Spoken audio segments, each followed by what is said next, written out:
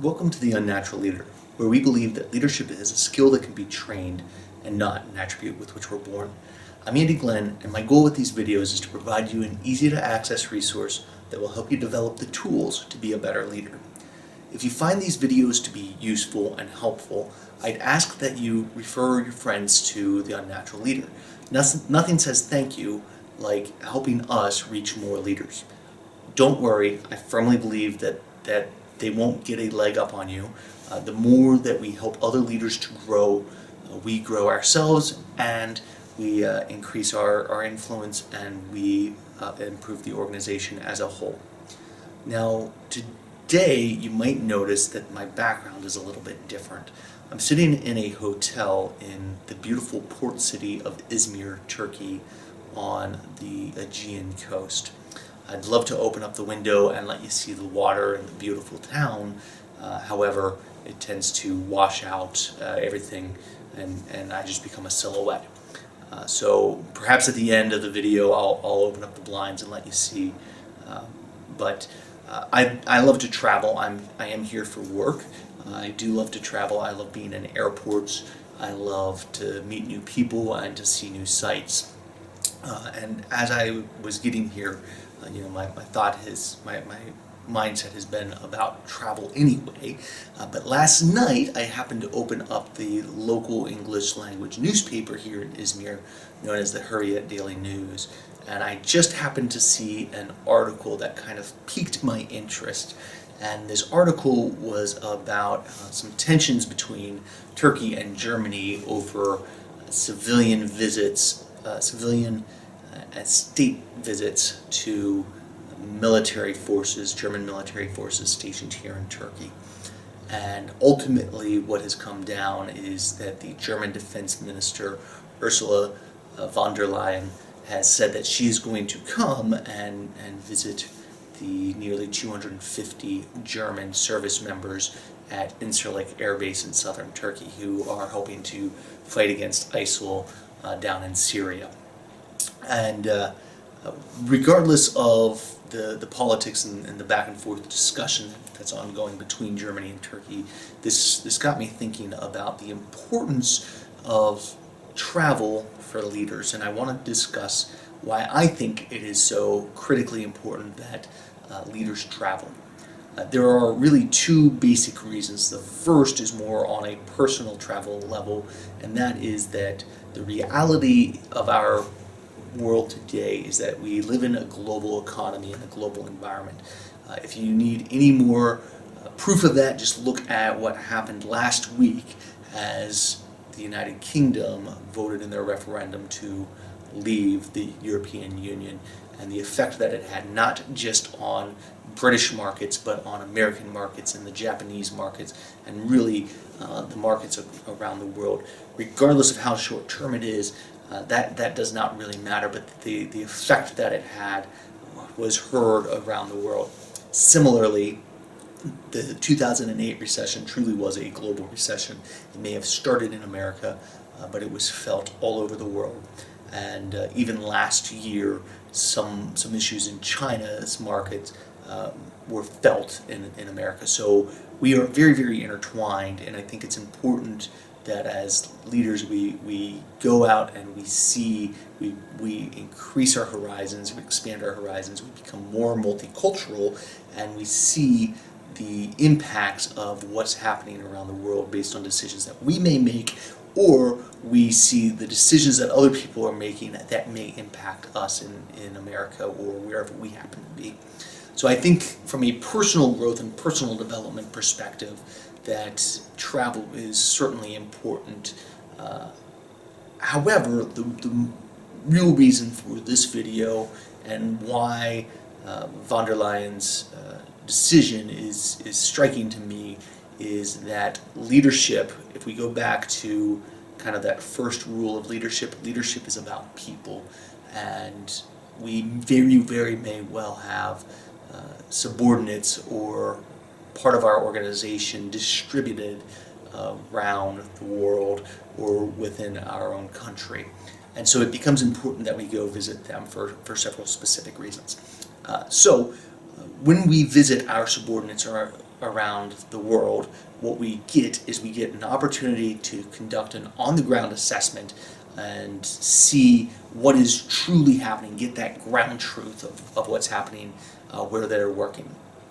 So about 4 years ago, I was working with a very, very large architecture and engineering firm that had probably $1 billion to $1.5 billion of construction projects ongoing in the region that they were working. And they were understaffed, and one project manager had several different sites. And so he did not get out frequently enough to check these sites. So the contractor that was actually doing the construction was sending regular updates to this project manager to try and keep him informed. Well, it turns out that the contractor had been falsifying these reports and had been sending pictures of various other project sites, trying to make it look like all of these projects were further along than they really were. When the project manager finally was able to go out and visit some of these sites, he realized that the project was not where it was reported. It was several years behind schedule, and it was going to cost the architecture and engineering firm several $1 million to do adjustments to the timeline, to get change orders. And so you don't want to be that person that is costing your company money because you failed to go out and visit and get that ground truth from your subordinates. The next reason, and I think this is an even more compelling reason than that, is that you want to be able to show the people with whom you're working and your subordinates specifically that you are willing to share their burden. So if your subordinates are working, again, distributed, but in areas that are less desirable, even for them, it might be a beautiful city that you would love to be in, but if they don't want to be there, or if there's any particular reason, if there's any scarcity of resources, if there are any discomfort, you want to be able to show that you are willing to accept that same discomfort, even if it's for a shorter period of time because you've got other sites to visit. You want to show them that you care enough about them that you are willing to take on part of that burden as well. So famously, and this is the veracity of this is questionable, but famously, Robert E. Lee, the Confederate general who commanded the Army of Northern Virginia, wouldn't sleep in houses or tents while his army was on the move. He would sleep out with his soldiers. So he was, again, kind of sharing that burden, that discomfort that they had, to demonstrate his loyalty to them and his willingness to take on some of the same challenges that they're taking. That has a huge motivational impact on the subordinates when they see that their leader is willing to give up comfort to be part of the team. And I think that is a compelling reason in and of itself. Now, the third reason is that we can have the ability to improve communication and build stronger relationships with our subordinates when we travel out to see them. So what happens in a 1-hour phone call or over email is going to be far, far less than what we can accomplish in a face-to-face dialogue. Now, there are a lot of people who overuse and perhaps misuse these statistics on how much of communication is done through the words we speak versus our tonality versus our body language. But this particular study that I'm about to quote is often misinterpreted. But I do want to talk about Albert Mehrabian from UCLA's study, which is known as the 738-55 rule.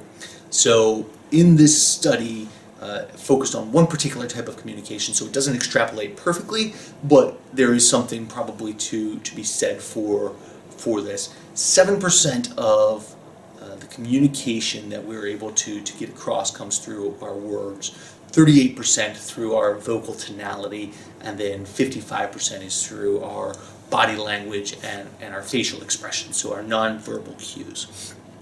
So that is easily lost in phone calls, where you're now cutting out that 55%, and even more so if we're going to email, where you're cutting off all but 7%. Now again, those particular numbers, depending on the type of communication and the intent of the communication, might adjust, but I think it's still a useful guidepost that will let us kind of check our communication. So we want to be able to improve communication, and to do so, I think we want to capitalize on all the different ways that we're able to communicate. So not just using our words, not just using our words and vocal tonality, but using our words, our vocal tonality, and our facial expressions and body languages as much as possible. You can't do that remotely, so it's much more effective to do it face to face. Now I understand video teleconferencing has come a long way to allow us to get some of that. It's still not the same as being able to do things face to face, so I would still encourage you, even if you do VTCs, to get out, to travel to see your subordinates, and to start spending some time improving communications. As we improve our communications, the spillover effect is that we're going to have stronger relationships as well. So relationships are built on communication, first the quantity and then the quality, but if you can increase both at the same time, so much the better. Let's focus on improving those communications with our subordinates and getting that stronger relationship, spending that quality time with them, again, demonstrating that we are willing to share part of their burden, part of their discomfort, and achieve more, and at the same time getting true on-the-ground assessments of what's happening so we can make informed decisions that will help them, and we can solve problems that might be arising that even our subordinates might not be aware of, because they're not seeing the interlinkage, the linkages between the other parts within the organization that we as leaders have the responsibility to see. So again, I think that travel is critical for leaders, not just at the personal development level, but also for practical reasons within our organizations, to improve our team and to improve how our team fits within the larger organization. So let me know when the last time you traveled is. Shoot us a note and let us know if this has been useful for you, or if there are any other topics that you want us to be covering. Again, the best way to say thank you to us, if this is of use to you, is to share it with your friends, with your colleagues, and with your subordinates, to help them become better leaders and help us reach a larger audience. Thank you so much. Again, it's Andy Glenn for The Unnatural Leader.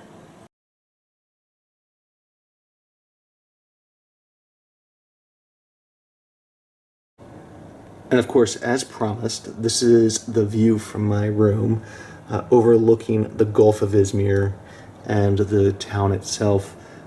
So I'm feeling very, very fortunate to be here and to be able to have this view. So again, I apologize that I had the blinds pulled, but it just kind of washes me out. I'm sure you'd rather see this view anyway. However, to be able to communicate fully, I wanted you to be able to see my facial expressions as well. All right, thanks guys for watching, and we'll see you soon.